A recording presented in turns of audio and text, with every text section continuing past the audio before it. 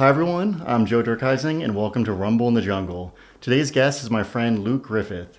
Luke is a rising star in the NoGi grappling world, training at New Wave Jiujitsu under coach John Danaher, Gordon Ryan, and Garry Tonon. Luke is a two-time ADCC Trials Champion, IBJJF Brown Belt World Champion, and ADCC Open Absolute and Weight Class Champion. He's also competed and won on many other major events, including Who's Number One, UFC Fight Pass Invitational, Enigma and AiGa. Luke, welcome and thanks for coming today. Thanks for having me, Joe. I'm excited to be on the podcast and have some fun talking today. Awesome. So before we get started, just a couple silly questions. So in your opinion, being a South African, which animal is the most dangerous, a hippo or a lion? Okay, well, I would say statistically, it's definitely a hippo. I mean, they kill more people every year than almost any other animal, so it's just definitely going to be a hippo. Okay. Yeah. Well, maybe if we phrase this slightly different, if you had to have like a one-on-one altercation with one of these animals, a hippo or a lion? Okay, that's a tougher question. I think a lion is definitely more intimidating looking animal, you know. But then again, it's going to be tough you wouldn't be able to outrun either one of them. And a hippo might be a little bit more vicious, so it's a tough one. But I'm going to say just because of appearance, I wouldn't want to have an encounter with a lion. Yeah, no, that makes sense. Like lions are definitely like the more scary looking. Yeah. Although I feel like if you had something like, let's say we have like a spear. Yes. I feel like maybe with a spear, if you poke a lion a couple of times, you'd want to avoid danger and leave you alone. I feel like a hippo could take a good stabbing and just keep coming. It's true. The other thing is, I feel like you could climb a tree to avoid a hippo, whereas you couldn't climb a tree to avoid a lion. That's a good point. So I think that you might be able to kind of outsmart a hippo a little bit easier than a lion. That's a very good point. Yeah. Okay. And then I know this may be semi-controversial. I think I already know what your opinion is going to be, but let me ask. So what's better, American beef jerky or bull tongue? Okay, so jerky is not terrible, but it's not the same as biltong. So, you know, before, when I initially came here, I was, you know, happy kind of eating beef jerky with something similar to biltong.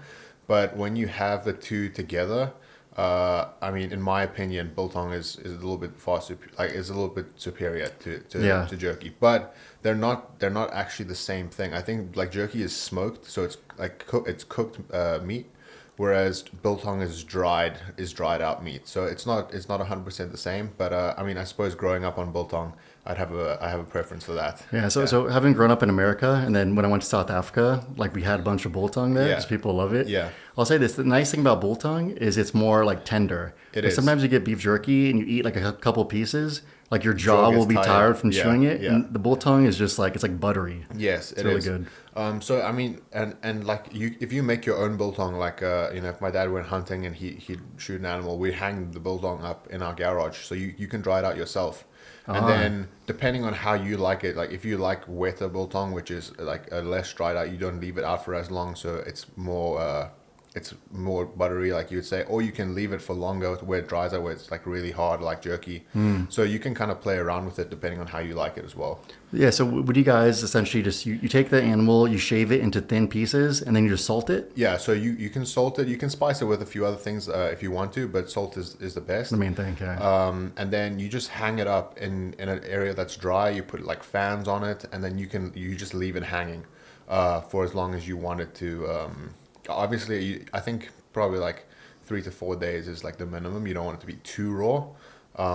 But as long as it starts to get dried, it can be a little bit raw on the inside still, and it's pretty good. That's actually like a lot quicker than I thought. I would have assumed like weeks or something. No. Just a couple It days. doesn't take too long at all. Yeah. Nice. Yeah, that's cool. Yeah. And you have a biltong like sponsor, right? Yeah. So it's an American guy, but he lived for a while in South Africa. So he I think he said he went to school and college in Cape Town, and he has a South African wife, and they've been living here for like the last 5 years. And he also thought that biltong was better than jerky, so he started a company. So yeah, shout out to Hard Bodies Biltong. Yeah, that's cool. And then you just buy that online, or is that like in stores? So it's in stores. He's spreading it in stores all around Austin. You can buy it on Amazon. You can buy it. I think he's got a website as well. So yeah, if you guys go to my Instagram profile, it's linked in the bio. You guys can go and get some of that. Yeah, awesome. I need to try that because like I miss it. It's something I haven't found since I've been back. Yes, yeah. But when we were there, we were eating it like every day. Yeah, I've got one at home. I'll bring one for you tomorrow. Okay, sweet. Sounds good. And then, are you familiar with the show called Naked and Afraid? I have heard of it. I haven't watched it, but I've definitely heard of it. So the concept of it is essentially they drop someone off somewhere in nature, and then they are just naked. And I think they get to choose one item to bring with them, and then this is like the one item that they are going to use to survive for like 30 days or something. Okay. So let's imagine a scenario: you're left in the African bush, somewhere like probably near your home, and you have to survive for 30 days, and you get to bring one item. What item are you bringing, and why? Okay, that's that good. That's a good question. It really depends what area you're in. Like if you're close to where I grew up, like I wouldn't need the, and also depends on the season, like if Yeah. it's cold or not. Let's say it's spring. It's not too hot, not Not too too cold. cold. Okay, in that case, I wouldn't worry too much about a fire because the weather's pretty good.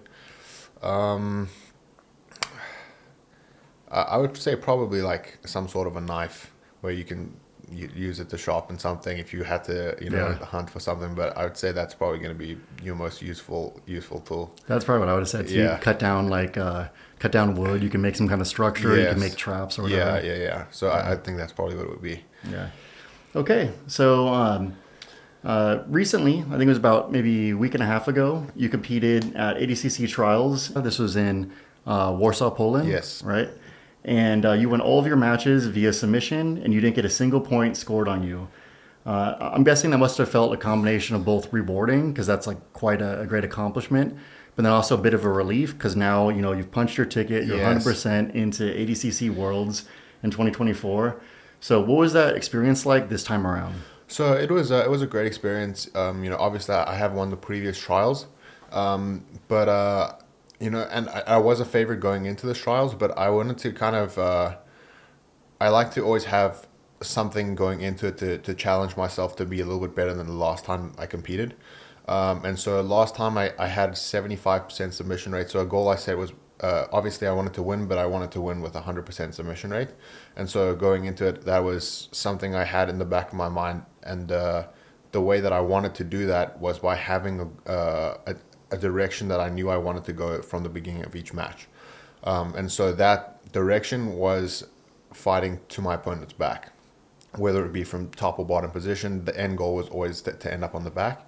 And I think I executed that pretty well. I managed to get to I got behind all of my opponents. I finished 4 by rear naked strangle. 1 guy escaped to bottom mount, and then I finished from the top position. But yeah, I was very happy to be able to accomplish that goal and, punch a ticket. Like you said, it's pretty relieving to, especially with it being the first trials. Like now everyone's getting ready for East Coast trials, and you sit back and everyone is still stressing because they want to do Yeah. well.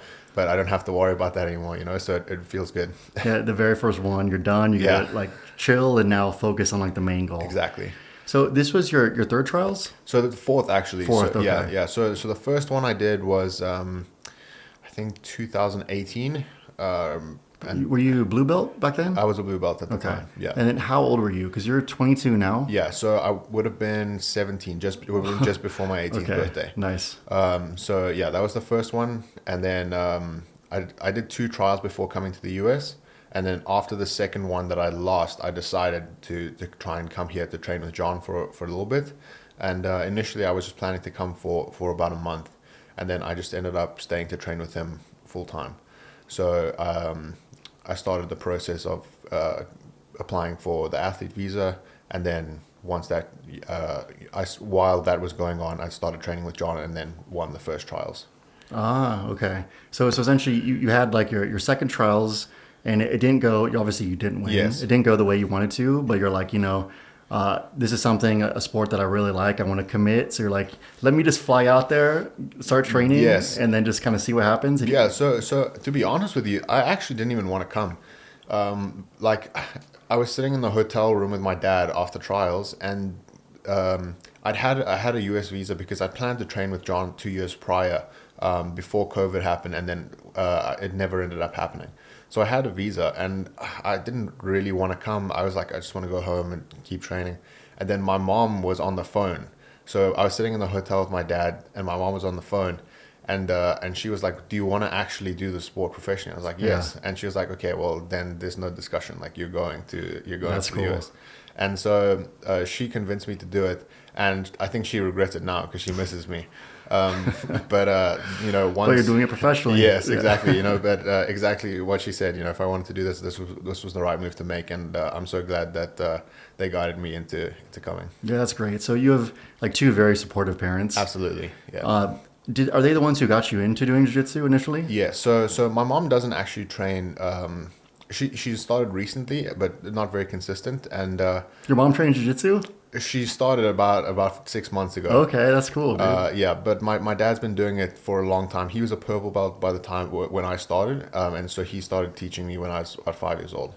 Oh, really? Yeah. Okay, so your dad was actually your first instructor? Yes, yes, Okay, then I'm assuming he's a black belt now? he is. He is. Oh, wow. Okay. How did your dad get into it? So my dad grew up like getting into fights all the time, and so you know I think literally like the first day of preschool for him, which is kindergarten here, he got into a fight, and you know throughout his school career he was always fighting, and so I'm not sure what age exactly he started trying different martial arts to you know kind of help him out, and karate was the first one.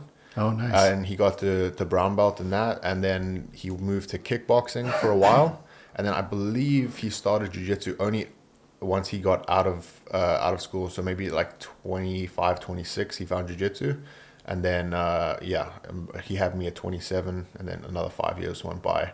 So your dad he's an OG in the martial arts world. He's been doing it for a while, yeah. And he started when he was 26 in jiu-jitsu. So I'd imagine at that time, just in the world in general, other than Brazil and maybe a little bit, like little pockets in America, there was not a lot of places that were doing Brazilian jiu-jitsu. So I'm assuming he must have found like the one gym in like the Johannesburg area that had jiu-jitsu. Yeah, so honestly, I'm not sure exactly how many gyms there were. I think there might have been 2 or 3, you know, known gyms, and he started at one of them. So the instructor was a Rio Grappling affiliate, and you know, so he trained there up until he got his black belt there. Actually, he went from white to black at that gym, and I started training there when I was maybe 7 or 8. So I did 2 or 3 years with just training with my dad before I went to that academy, and then so it was definitely not very popular back then. So when you started doing that, was it one of those things where like you saw your dad doing it, you probably were interested in fighting like most young boys and you wanted to try it? Or was your dad just kind of playing with you and just kind of started to show you jiu-jitsu a little bit here and there? So I was blessed enough we had a decent sized property, and my dad had a home gym at our house, and so he put mats out there, and it was something that he wanted us to learn from a young age, just because of the experiences that he'd had growing up. You know, he wanted us to be able to defend ourselves if we had to. So it was more of something that, you know, he wanted us to learn as a skill as opposed to us being interested in it. But I mean, we wrestled, you know, just the two of us. I mean, I'm pretty sure since I could walk, you know, he was wrestling with me. So I think, yeah, it was definitely something special that we could, you know, bond with, you know, throughout my childhood.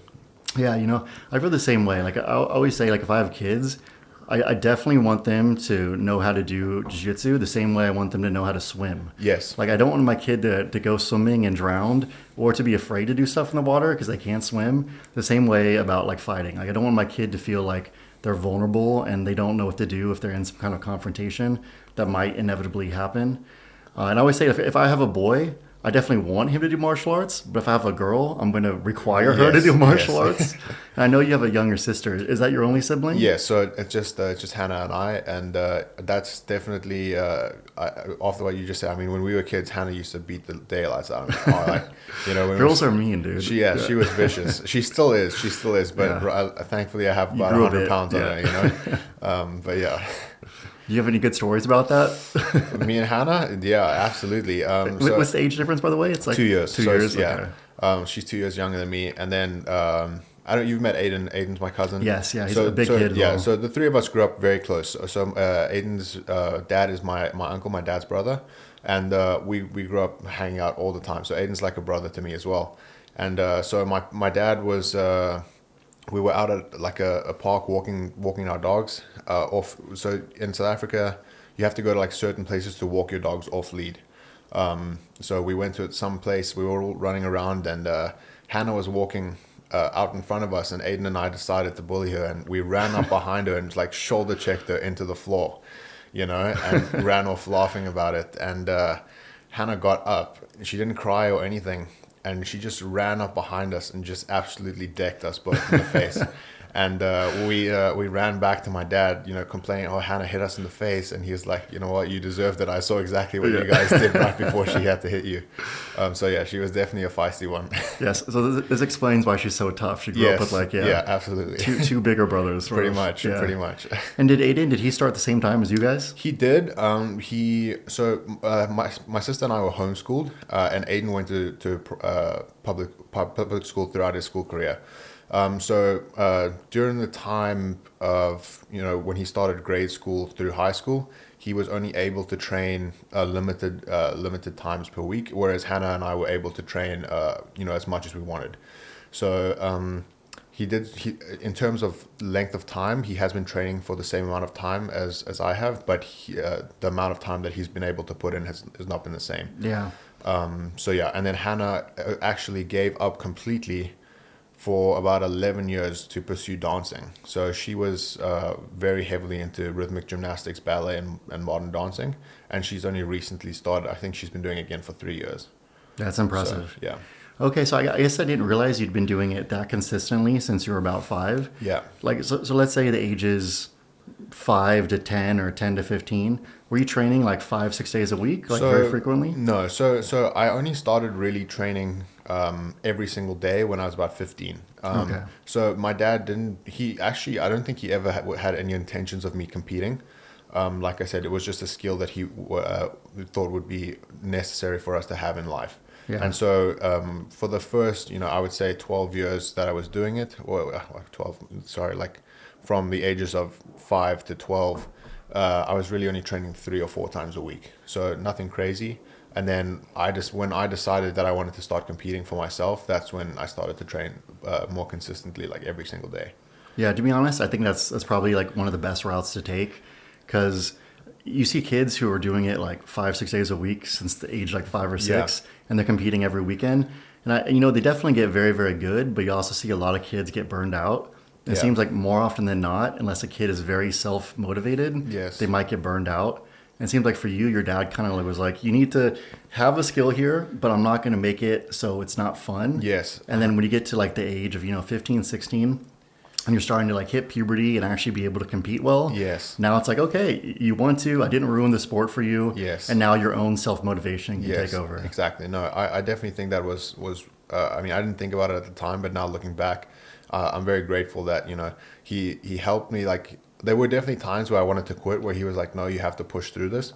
But it was never to the point where it's like, you have to do this to be the best. It's just like, this is something that you started and you need to finish this. Yeah. Yeah. That's I think it's a lot of probably important life lessons there.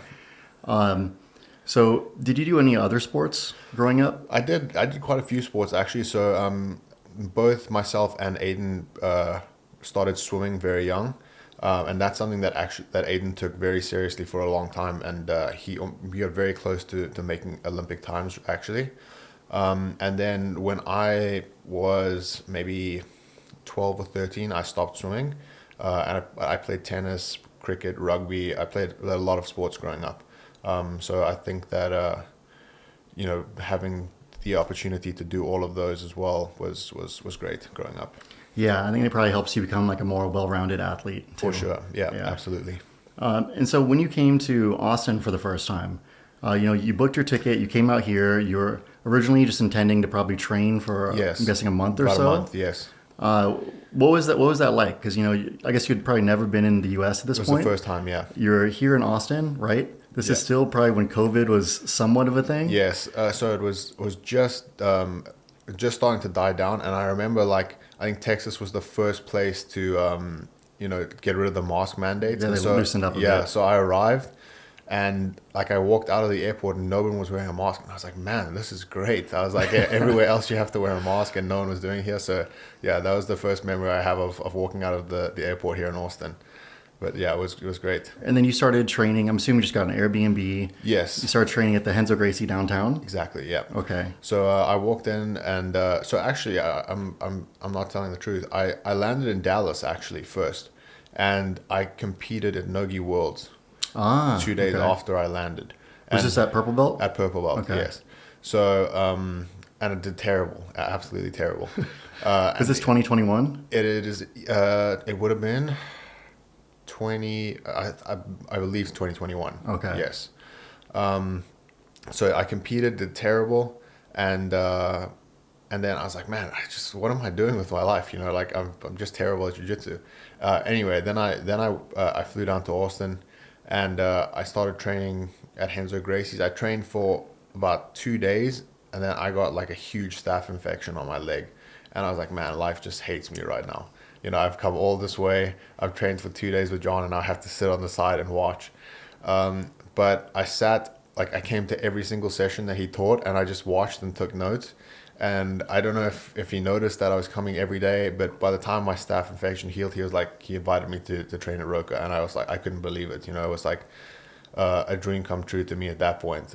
I've been watching these guys for so long, and now to get the opportunity to train at Roca with everybody was just mind-boggling to me. How did you kind of get through that period and feel motivated? Because I can imagine, you know, you make such a big life change. Yeah. And, you know, at this point, you haven't had the competitive success you've had now. Yeah. So this is like a fresh version of yourself. You probably still have a bit of like, you know, am I even meant to do this sport? Yes.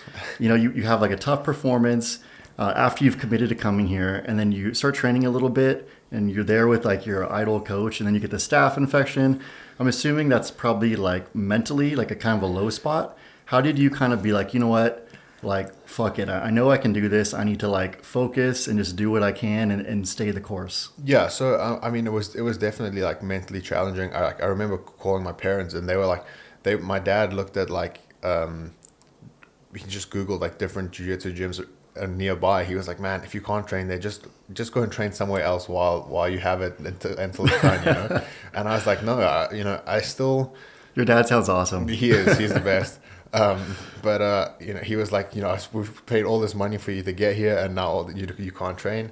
So he was panicking just as much as I was. But in my mind, it was still, I was learning from John in person. You know, like I'd watched his DVDs before, but I was so like kind of in awe of his teaching in person that I was like, you know, I'd rather actually just come here and sit and watch him teach than train somewhere else. And you know, his instructional DVDs are good, but it still doesn't really compare to learning from him in person. You know, it's great if you don't have that access to him, but once you actually experience learning from him in person, it's you really can't go anywhere else. And so I think that for me was like, you know what, if I have to wait a week and I can still learn from him in person, it's going to be worth it. Yeah. Yeah. So then you got the invite. He saw like how dedicated you were, and also your size is probably a good size for some of the other guys there. Yeah, for sure. So then he invited you to come to Roca. What was it like your first day walking into the Roca gym? Because, you know, you get there, it's like this big facility. There's a bunch of these ADCC champions there. There's all these great athletes. Yeah. What was it like your first day?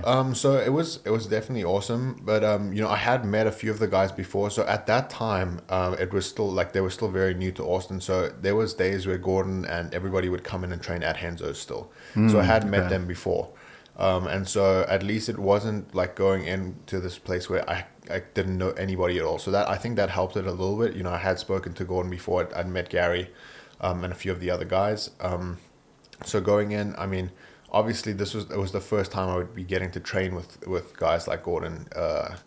And that for me, I was so excited. You know, I'm pretty sure, I can't remember if we trained the first day, but I remember the first time training with Gordon, and I couldn't believe it. I was like, there's no way that someone can be like that good, that he just knows everything that you're going to do way before you do it. And I mean, still to this day, I feel the same way, but you know, I've improved so much since then, and he still somehow manages to know exactly what I want to do. Yeah, it's pretty incredible. Yeah, it's kind of wild too, because it's like you see him do so well competitively, and then when you see him in the gym, you're like, he is that good. He's that good like every day. Yeah, it's crazy. So how long did it take you before you kind of felt like you started to make noticeable progress? like both in your training, but then also in your competitive results? Yeah. So I started noticing improvements in the training room pretty quickly. At the time, I was training like as often as I could. So I was training almost sometimes 4 times a day. So I would train the morning session, but we didn't have it was just one session a day at Roca at the time. We do Henzo's in the morning. I would train at Roca in the midday, and then I train again at Henzo's in the afternoon. And then sometimes I would do a weightlifting session as well. So training just those 3 times every single day, and it was twice a day on the weekends as well at the time. My skill level in the gym jumped significantly fairly quickly. But I also felt like my body, like it started to crash. Like, after a few months of doing that, it was very A few difficult. months. I was gonna say like a week of doing that 4 times a Man, day is insane. I did that up until I won the first trials. I did that, so it was almost, it would have been close to 6 months that I did that. And then after I won trials, I was like, okay, I can't do this anymore. I have to like tone it down a little bit. So on the days where, let's say it's 7 days in a row, you've been going 2 to 4 times a day and your body's beat up, you're tired. When you're tired, sometimes your training is not as good. What motivated you to like get up and go back to training later that day? Yeah. So I think, just thinking like that one, my parents sacrificed a lot for me to be here. And, there's a lot of other things that they probably could have done with the money that they're helping me here with, to improve their own lives. And so I've been given this opportunity. I have to absolutely make the most of it, right? Yeah. And so that was a big motivator for me. Like, okay, they've believed in me enough to help me with this. I need to give everything I can back to that. And so that was one of the big things. And then as well as I really wanted to be the best. So I was like, I have this opportunity to be with John. I need to take advantage of it. And he's teaching all these classes. If he can be here every single day, 3 times a day and teach these classes, I can be here to train these classes. So those were some of the things that helped me, just carry on through that time. Dude, it's amazing to see his schedule, because you wonder like when does he sleep? Because literally 7 days a week he's there coaching. Yeah. And he's coaching. He'll come in the morning, he'll coach us, and then he'll go to Henzo's, he'll coach at Henzo's. He'll come back, he'll coach MMA with Satoshi and Gary. Yeah. Then he'll coach us. And then he'll make an Instagram post, goes back to Henzo's. You're like, crazy. when does this man have time to even study jiu-jitsu? Yeah. Like, his schedule and how efficient he is and how he can do that day after day after day is incredible. No, it's really absurd because, even if I'm overseas and there's a time difference, so I wake up and I text him. It's like midnight in Austin. He texts me back in 30 seconds. Do you think he sleeps? I don't know how much he sleeps, but he's always, I think he's, like you said, I mean, he's either teaching or he's studying, or he's driving between sessions, Yeah. It's really incredible, like how much he's able to do in a day. So I think how focused he is and how disciplined, and the fact that he's been focused, like, it's not like he's maintaining the focus for like a year. Yeah. He's maintaining this focus for like 20 years, 30 years. Yeah. And I think that, it also, a lot of people talk about how strict he is and, like how he wants his athletes to be. And I think that, yes, that to a degree it is like that, but, he also sets the example of it. It's not like he's asking us to do something that he's not doing himself. Yeah. He's fully invested into making us better, and that's all he does. So I think it's completely fair of him to ask the same dedication of us. So yeah, and he doesn't seem to ask for anything from anyone either. Like, he does it solely just to help people. Like, absolutely. And the times that I've seen him look the happiest is when someone on the team does well. Yeah. So it's like he puts in all this work, and the only thing he wants is people's success. Absolutely. No, it's an absolute blessing to have him as a coach and a mentor. It's very, very rare to have all those encapsulated like in one person. Yes. So you have NoGi Pan Ams coming up later this week. Yes. We're recording this on a Wednesday. And then Friday is when you compete. Fridays when I compete. This podcast will probably be released on Friday. So probably about the time the first people are listening to this, you will be running through your division. Hopefully. Are there any matches at this NoGi Pan Ams that you're looking forward to, either in your weight class or in the absolute division? To be honest with you, I haven't even looked at the starting list. I probably should, but I just haven't had the time to go on there and look yet. But There's been a lot going on. yeah. So we'll see. I don't really know any big names that are still at brown belt that are in my weight division. So we'll see. But you never know, right? There's always somebody who shows up and they're like, okay, this guy he knows what he's doing. So hopefully we get some good matches out there, and the absolute's always fun as well. So yeah, I'm looking to try and go out and again with the 100% submissions. Last year I wasn't able to do it, so we'll try and fix it up this year. Yeah, it's been a good year so far though. You had was it the Arizona Open? Dallas Open. The Dallas Open, yes. yeah, where you won all the matches in your weight and the absolute via submission. Yes. And you took out a lot of very good athletes in the finals. You won against El Monstro, yes, who is a big name ADCC vet, and you took him out in like a minute or something by, as you said, taking the back and then strangling. Yeah. But looking forward to the rest of the year, are there any other kind of big events or matches or anything that you're looking forward to? So the rest of the year, my main focus is going to be on the IBJJF majors. So I'm going to try and do Brasileiros was already this past weekend, so unfortunately I missed that one. But I wanted to try and hit like somewhat of a grand slam. So I'm going to try and do NoGi Pans, NoGi Euros, and Worlds. So I'll try and get to do double gold at all of those. And then there's a Who's Number One, I believe, at the end of November. I'd like to try and get on that. I know Yuri Samois was looking for a match before Gordon to kind of warm up. We had one at ADCC. So if he can't find anybody, I'm available. I'd love to run it back. I would love to see that match, because your guys' match was like it was stand up heavy. Yes. And it was very, very close. Was it just referee's decision? It was referee's decision. Yeah. So whenever you get a match like that, you're like, ugh. Yes. It could have literally gone either way. But since then, if you look at where your competition was like leading up to that, and then how you've developed since then, yes, I think it's going to be a very, very different match than the first time around. Yes, for sure. I think that match is very exciting, and he's a two-time ADCC champion. Yes, yeah, absolutely. So I mean, and with Who's Number One rules as well, it's kind of brings a little bit of a different dynamic where you can kind of be a little bit more expressive with your jiu-jitsu and not worry too much about the tactical side of the points. Exactly, right. Yeah. So I think that would kind of bring out a different aspect of the match. So yeah, it would definitely be an exciting one for the fans, I think. Yeah, that'd be a great one. And then looking at other potential competitors too, I was thinking, I was like, who would I as a fan like to see you go against? And a couple names that I had that I would like to see, guys. This would be my dream list. I'd like to see a rematch with you and Nicky Rod. Yes, I think that would be a very, very good match.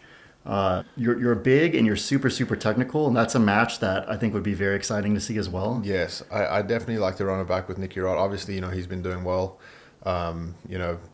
Besides Gordon, I mean, it's hard to argue that he hasn't been beaten in a while. But I definitely think that I've leveled up a lot since we had our match. And so I think it would be an exciting match that people would like to see as well. So I'd like to run that back as well. And then I guess two other matches that I was also thinking about is it'd be good to see you versus Victor Hugo. Part of it is like whenever there's another big tall, strong guy, I'm like, that'd be really exciting to see you versus that person. Yes, absolutely. I mean, I'm down to fight anyone. I know a lot of people are kind of nervous to jump in and just fight anybody. So I understand, like, I'm not at a bit like such a big name yet. So for Victor, it might not be like worth the risk, But yeah, I mean, I'm always down to fight anybody. He's for me, it'd be a win-win situation because I believe I'd beat him, and he's a really big name. So I think that'd be a great match for me. But yeah, I mean, you never know what can happen. He's strong, he's technical, so yeah, I'd like that one too. Yeah, that'd be an exciting one. And then we'll throw out two more names, just because I also, when I was thinking about it for different reasons, I think these matches could be good. I think you versus Cyborg could be a fun match too. It could, because it's kind of like the OG generation of a very accomplished athlete who's still competing versus the literally new wave of like jiu-jitsu athletes. I think that could be another very exciting match. And then you versus Devontae Johnson as well. Yes, that would be a fun match. Yeah, I've watched Devontae a couple times. He's good. He's super explosive, very athletic. But I haven't had the chance to run up against him yet. So that's also definitely a match I'm interested in. Very talented guy and puts on exciting matches. So yeah, it would be a great match. Yeah. So just to kind of take it back now a little bit to your time in Austin, kind of in the beginning. What are some of the things you think that led to you increasing your skills the quickest? Do you think it was just the fact that you were being consistent every single day, coming a lot? Was it taking the notes? Was it just competing more and getting comfortable competing? Like, what do you think are some of the main things that led to you kind of going from someone who is very talented with a lot of potential, but maybe feeling like you weren't living up to your potential, to finally starting to have like some big breakthroughs and achieve like that high level of success? Yeah, so one thing that I learned just in the early days being here is something that John and Gordon talked about. When you're drilling, it's not drilling for repetitions or for amount of time. It's drilling for improvement. So the whole time while you're drilling, if you have to do it a little bit slower, I want to make sure that I'm doing everything as well as I can to make sure that I'm improving the movement and perfecting it.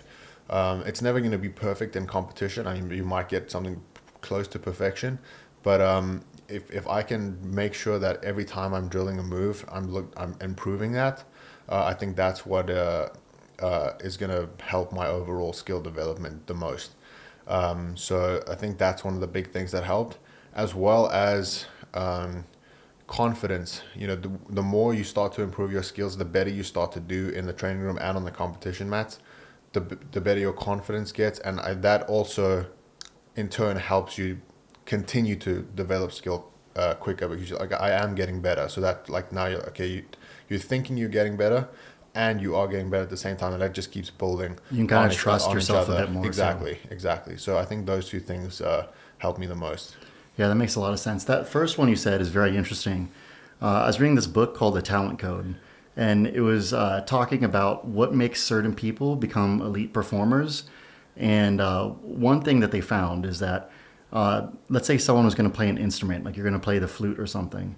If you're just kind of playing and you go through the song, let's say you mess up, you just kind of ignore it and you keep playing, you're not going to really increase your skills as quickly, because you're just kind of you're ignoring the mistakes you're making. You're not really refining your skill.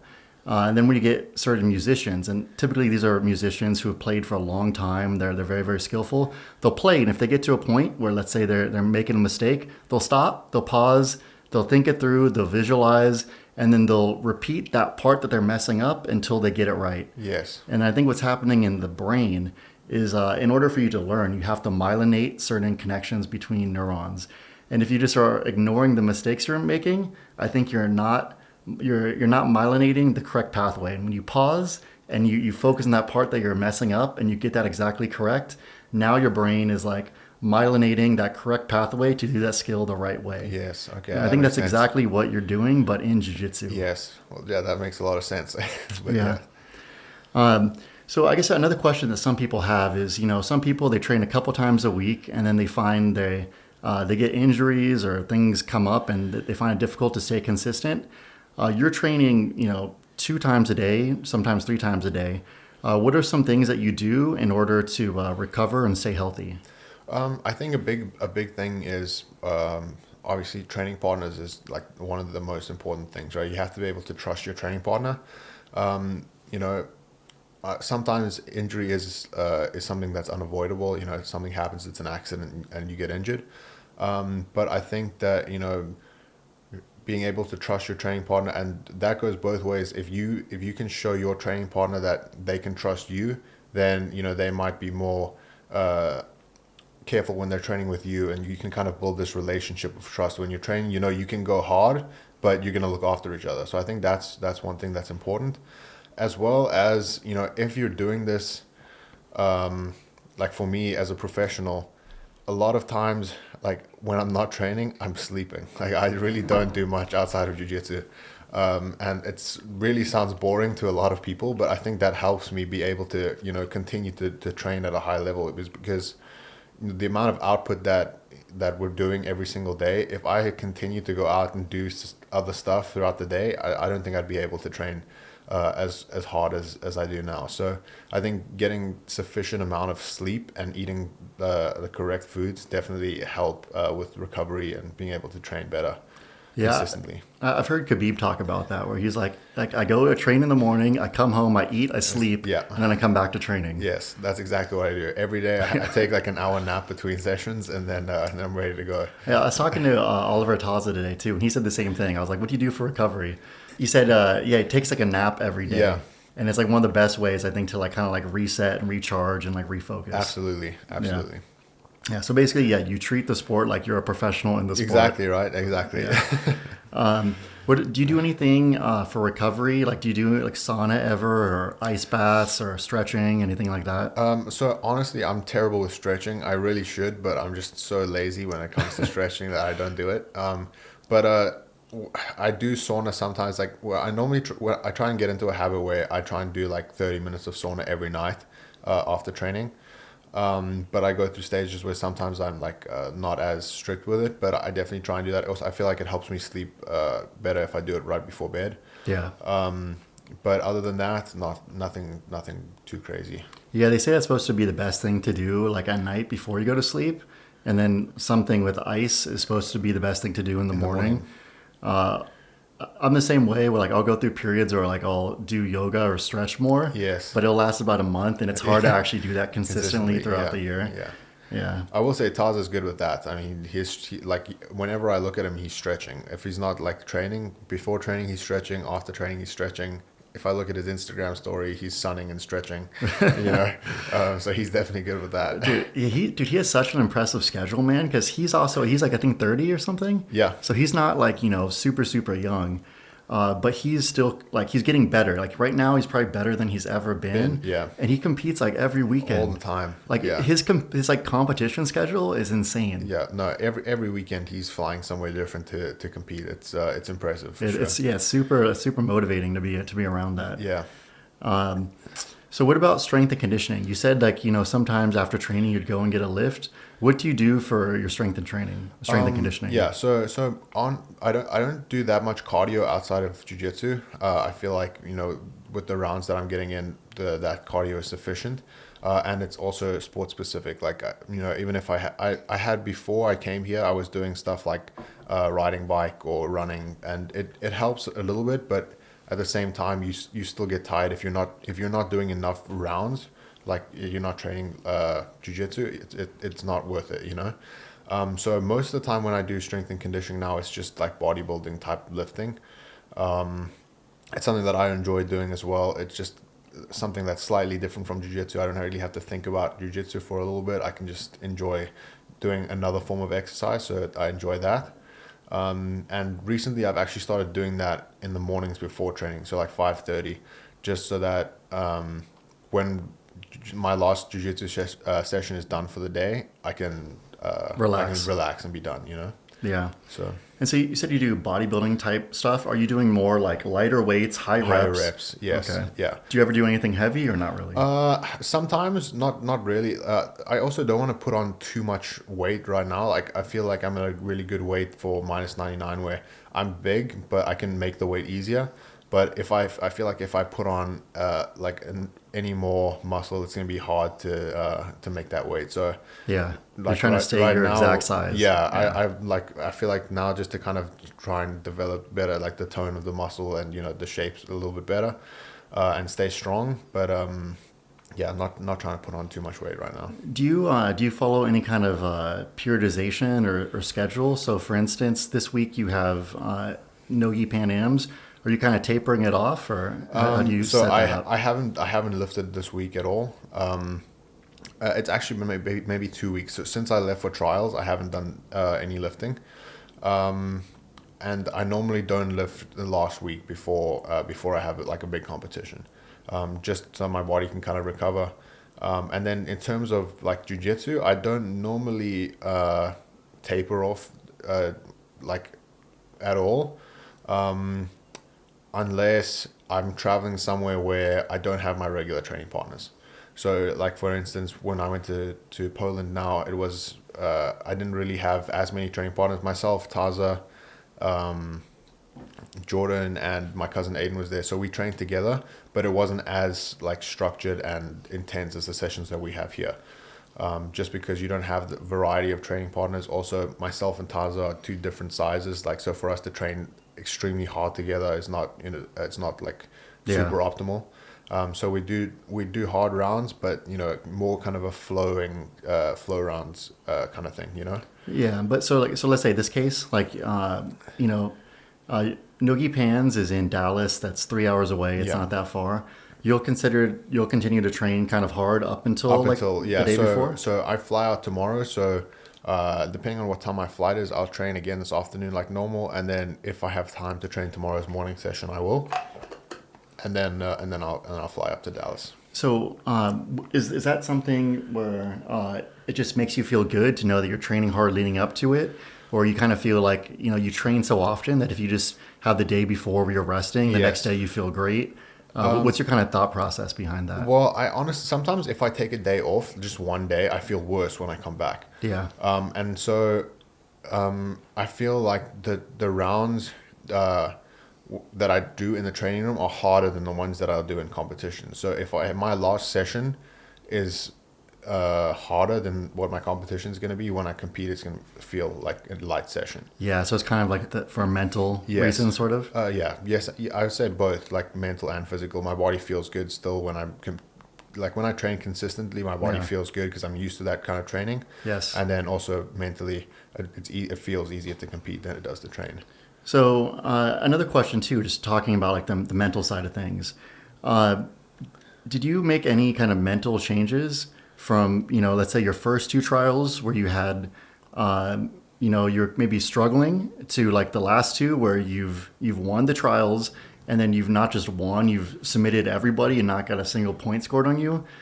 Did you make any mental shifts, or did it all just kind of come naturally from your training? I think a little bit of both.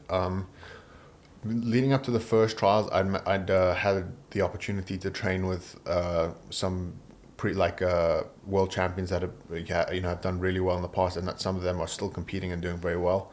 And I'd had good success against them in the training room. And I was speaking to Gordon about that, and he'd kind of said to me that, look at the way that you've trained with this person here. There should be no difference from your performance in the gym to on the competition mats. And I feel like I've started to get a little bit better with translating that. I'm still not 100% of the way there. But I think just that knowledge that, likelihood of somebody being better than me outside of that room is very unlikely. So when I go out, I need to compete on the competition mats just how I would if I was training at Roca. And I think that made a huge difference, knowing that, okay, I can train with Gordon, and I can train with Nicholas, I can train with Giancarlo, I can train with you, and do well, right? And you guys are the best in the world. So if I go outside of this room where it's somebody who's not training with us, who's not the best in the world, there should be no reason for him to be doing anything to me that I can't combat. Yeah, and there also is like that kind of fine line where it's like you don't want to underestimate someone. You want to like respect them and their capability, but also you need to be confident in your own abilities. Yeah. And like you see that even just like with Gordon, like, which is that I think that's something that's really impressive. Like you look at what he did the last ADCC, and like, he's going against all these guys who are bigger than him. Yes. He's in the plus 99 division. Yeah. And he looked like so relaxed that he like subs them in 10 seconds. And you're like, it's crazy. Yeah, it's crazy. It's wild. Yeah. And I mean, that's just another like example, right? I mean, Gordon and Andre. I mean, Andre was like, in many people's eyes, still is one of the greatest NoGi and Gi competitors of all time. And I mean, Gordon really, I don't think Andre hit a single move on him besides that initial takedown that Gordon gave to him. Yeah. And that's the level that we get to train with every single day. Yeah, I think Andre, like by the stats, he's probably, him or Hoja Gracie are probably the second best ADCC competitor of all time. Yeah. It's probably like one of them two by the numbers. And then Gordon, of course, number one. Yes. But yeah. So to do that to a guy who's arguably number two best ever in that is like, it's pretty mind-blowing. Impressive. Yeah, it's crazy. And then it's not just like a normal Andre too. It's like an Andre who looks like like a Jack Ninja Yes, Turtle, yes. like no neck. Absolutely. Yeah, when he's going for the rear naked, I was like, he doesn't even have a neck to do choke. it on, yeah. You have to like choke through his back. Oh no! I mean, and it actually, like now that you say that, I mean, I think that's the only thing that Gordon that took him a while was trying to get underneath Andre's chin. You know, that took him a little bit longer than expected. Yeah, I mean, when the traps come up to like the top of your head, it Yeah. makes sense. For sure. Yeah, I need to find whatever that program is because like I got like a long neck. I need to Yeah. build those traps up, dude. Barbell stand up, barbell rows. You know. For sure, every day it's my new thing. Yeah, so a couple other things. I just want to ask you a little bit more about your time growing up in South Africa, just because I'm curious and I was able to visit that country, and it was one of the most beautiful countries I've ever been to. It was it was amazing. We started me and my girlfriend. We flew into Johannesburg. I think I've told you a bit about this, but for the people listening, we rented a car and then we essentially drove around the whole country, going to Zululand, Durban. And then along the whole, I think they call it the Wild Coast. Yes. And then Garden Coast is Yes. the two things. Garden route. Garden Route, Yes. yes. All the way to Cape Town, and it's like the diversity in your country is amazing. Like just if you talk about just like the people and the cultural diversity, I think you guys have like, is it 11 or 12 official languages? I think it's 11. I think it's 11. 11 official languages, right? There's like English, Afrikaans, and then like 9 or so native languages. Yes, I believe so. Do you speak multiple languages, or did you have to know a little bit growing up? I speak Afrikaans and English, but I don't speak any of the tribal languages. My dad's actually learning Zulu right now. Oh, really? Yeah, a lot of his employees speak the tribal languages, and so it makes it easier for him to be able to speak a little bit of their languages. Yeah. So he's trying to learn, but I never learned any of that growing up. Yeah, and some of them also, like, to my understanding, they're kind of closely related. Like, I was talking to a guy who was from Lesotho, and he was saying that, like, the way you say something in, like, Zulu versus his language is, like, it's almost just like a pronunciation difference. Yes. Yeah, so there's some of them, if I'm not mistaken, that you can they can communicate with each other, and then there's some that are, like, completely different where you have to know. Yeah, like the clicking languages. Yes, like Xhosa. But yeah, that's definitely, so for me, I'm not going to try and learn any of those, you know. So are you fluent in Afrikaans as well? I've gotten a bit rusty, but I can understand pretty much everything. I can speak most of it. You know, whenever I speak to my grandma, she's Afrikaans, so I speak to her in Afrikaans. Okay. But I'm definitely a lot rustier now than I was before I left. Yeah, and Afrikaans, even that language, it's like a amalgamation, right, of like I think Dutch, English, and some of the tribal languages. It wouldn't have any tribal in it, but it's like a bunch of European languages, but like mostly like Dutch descent. Yeah. Okay. Yeah. And then your last name is like Griffith. It's That's Welsh. like it's a Welsh name. It's Welsh. Yeah. Okay. So my dad's side of the family is from Wales. Okay. Many generations back, I think they've been in South Africa since like 18 something, late 1800s. Okay, so like since the British time, sort of. Yes, exactly. Okay. But yeah, originally from Wales. And then what about your mom's side of the family? Is from the Netherlands, I believe. So her maiden name is Rothman. So Rothman would have been from kind of Holland area. Are both your parents also like very tall? My dad's 6'1". Okay. And my mom, maybe 5'9"-ish, if I had to guess. Okay. Yeah. And then your sister, she's quite tall as well, right? She is. I think she's maybe also 5'9", 5'10", somewhere around there. Yeah. Yeah, and by the way, shout out to Hannah. She's also an amazing up and coming talent. She won the Dallas Open. She did. Right? She won Dallas Open. That must have been a really cool moment to have you and your sister both win. It definitely an ADCC was. Open. Yeah, it was. It was great. She's really doing well. She's back in South Africa now for I think probably the next 6 months or so. But yeah, she's training for the next ADCC trials, so hopefully that goes well for her. If we can both get the ADCC, that would be great. Yeah, to be honest, I fully expect that. She's a beast. She's very, very talented as well. Yeah, so. she is. Would you guys be the first brother sister to compete in ADCC? If that happens? I'm not too sure. I should actually do the research on that. I don't think there's been any other. I know there's been siblings, obviously the Rod brothers, and then obviously Gordon and Nikki. But I'm not sure about a brother and a sister. I'd have to find that out. Are you the first person from South Africa to compete at ADCC? No, I'm not actually. So I believe there's two in the past, and actually I think they both won before. Oh, okay. There's a guy named Mark Robinson. I'm not sure what year he won. I think it might have been like 2005 or something like that. A really long time ago. And then a woman named Penny Thomas. Okay. She lives in Hawaii now, and she still competes in a lot of the IBJJF Masters events. She still does really well, but I believe they were the first two to make it there. Growing up, were they kind of like people who you guys were very familiar with in your country? Absolutely had no idea who they were until I came here. Yeah, that's cool. Yeah. So I guess another question too. So right now you're very focused on grappling. Do you think, could you see yourself, is there some version of you that one day might transition to doing MMA?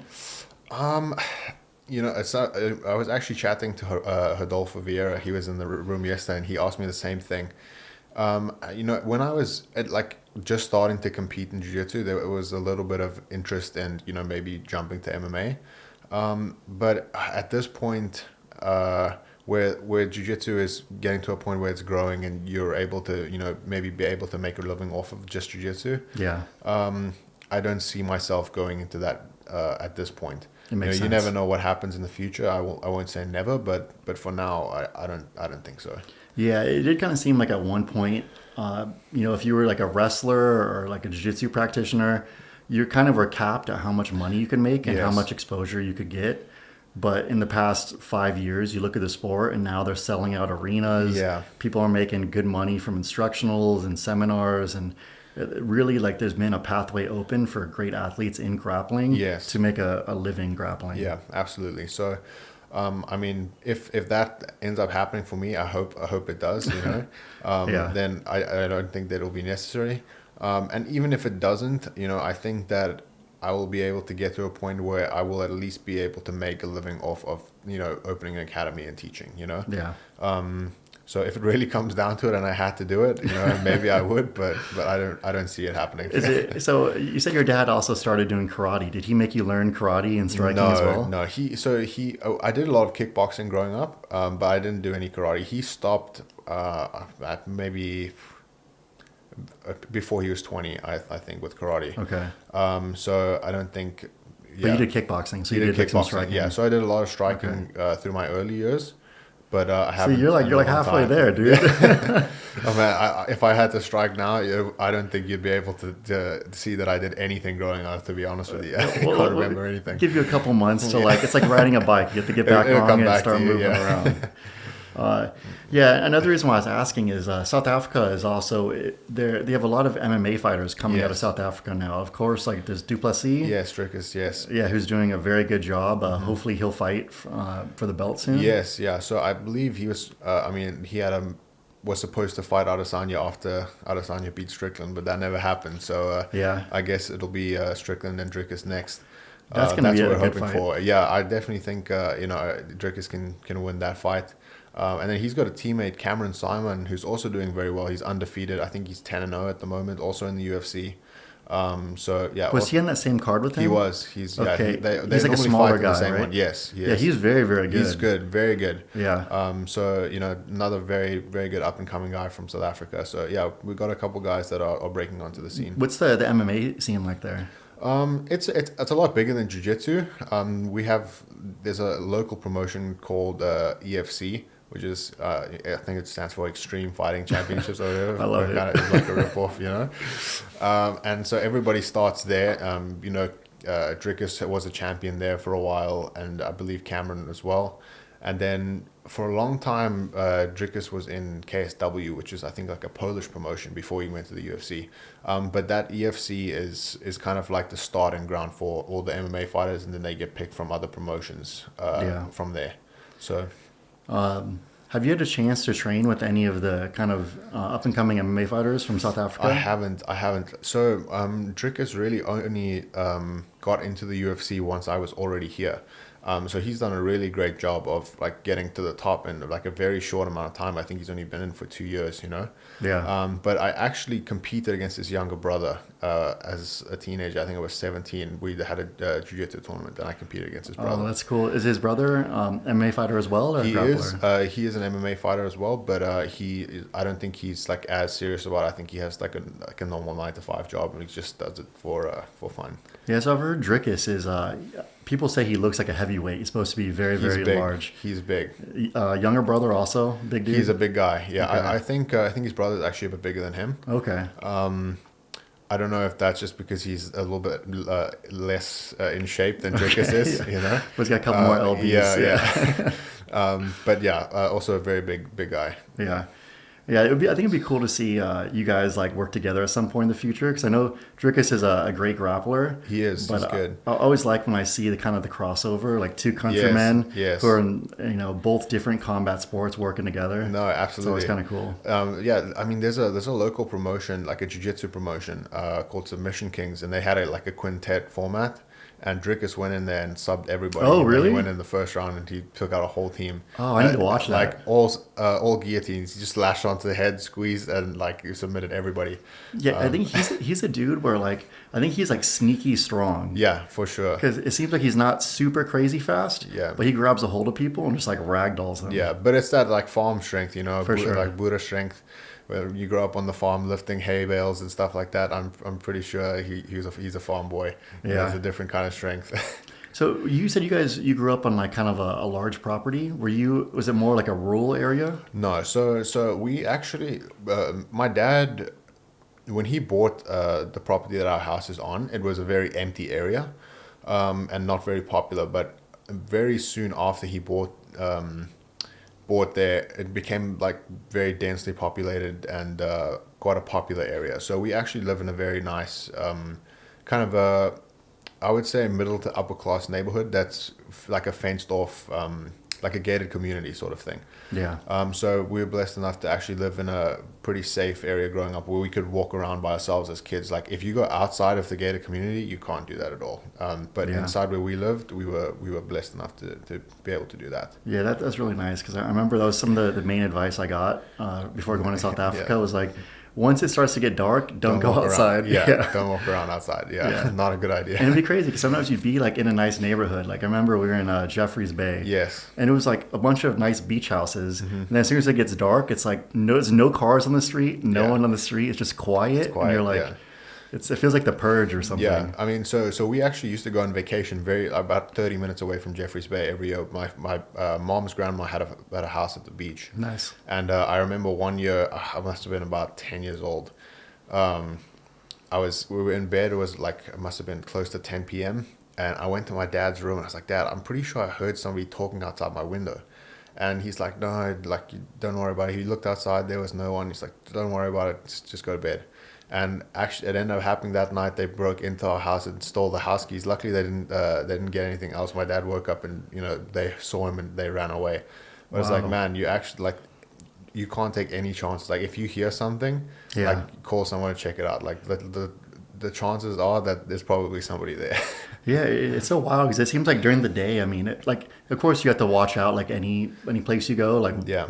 keep your wits about you. But during the day, it seems relatively safe. Yeah. But then at nighttime, it's like there's like a unspoken agreement amongst everybody to stay inside unless you're up to like no good, Yeah. essentially. Yeah, it's unfortunate. I mean, we've had a lot of instances just in our family. I mean, Aiden, his family was held hostage for hours. Really? Yeah, they were having dinner. His mom, and his dad, and I think 5 or 6 guys broke into their house, tied them up, beat them for about Oh my God. 3 or 4 hours, and stole everything in their house, stole their car, and then just left them. So I mean, they're very lucky to still be alive after that. I mean, most of the time, if people break in and they tie you up, they're gonna kill you. Yeah. So very, very scary stuff goes down at night. Yeah. Also, this highlights the reason why your dad taught you guys jiu-jitsu. Yes. Well, I mean, even at that point, I mean, when it's six Oh, people for sure. to 3 people, Yeah. you're not even you're having dinner, you're not expecting For anything. sure. It's like, the bad thing about it is it's not even like you're agreeing to a mutual fight, It's just Yeah. like it's a time that suits them. You're They caught know off when guard. it's going to happen, and you have no idea what's coming, Yeah, you're essentially ambushed. Exactly. Did you guys grow up like with guns or anything like that as well? So my dad has guns. And they're legal in South Africa? They You are got guns? legal, but Okay. it's very difficult to get them. So it's, Okay. the process is very like lengthy and Do you have to like apply for it, like yes, a license? yeah. So Okay. you have to get a competency. So like a certificate basically like that states you're competent to own a firearm, and then for each firearm that you purchase, you have to apply for a license with the serial number of the gun that you purchase. So you buy the gun, you get the serial number. You can't take the gun with you. You apply for the license, and then it's supposed to take like 4 weeks, but it takes almost a year for the license to get approved. And Yeah. once you get it, then only you go and pick up your gun. Okay. So yeah, it's a Yeah. it's a process. It's not like you can just buy a gun. yeah, and then yeah, you're good. Yeah. Yeah. Okay. Is there anything else you got going on anytime soon, or?